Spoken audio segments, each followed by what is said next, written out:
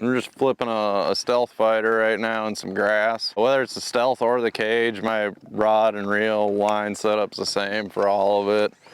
I use a 7 to 7.3 medium heavy rod. I like something with a kind of a softer tip for skipping and making accurate casts. 8:5:1 gear ratio reel, and then I do 30-pound braid to typically a 20-pound fluorocarbon leader. I think I get a lot of advantages that way. I'm not respooling a lot. Like, fluorocarbon's pretty expensive, so if you're respooling, you're flipping sticks all the time, you're burning up a bunch of line. I'm only using, you know, a 10-foot section of line maybe once or twice a day. Then I can just use that braid for years. And it allows me to use a lighter rod, because when you put braid on a rod, it kind of one-ups your power, so it's a little bit more like fishing with a heavy action. You know, I got fluorocarbon, so I feel like I get more bites than I would just flipping straight braid. But I also got, you know, the power of the braid for ripping fish out of stuff, and, you know, getting really good hook sets in them too, versus fishing straight fluoro, especially in grass, just because it seems like a lot of times they move quite a bit by the time you hit them. So that's kind of the system that's worked for me. You know, it's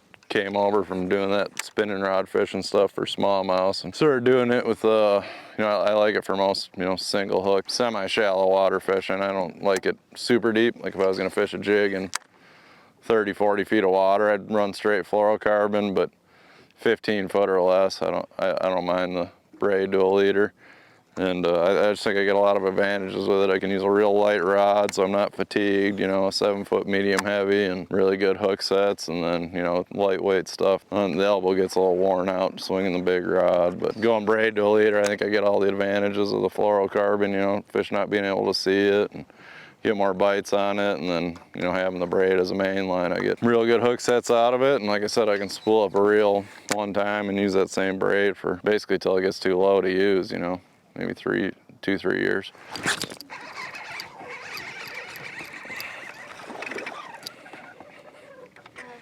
Not a big one, but I don't know if you could hear that when I set the hook. The drag slipped a little bit. That's one kind of key when you use braid to a leader. You can't lock your drag down like you would if you're using one or the other. If you go braid to a leader, I let it slip just a little bit, but by the time that slipped at all, that fish was already hooked. It just kind of prevents me from breaking my leader on a real hard hook set. But you can still do what you want with them.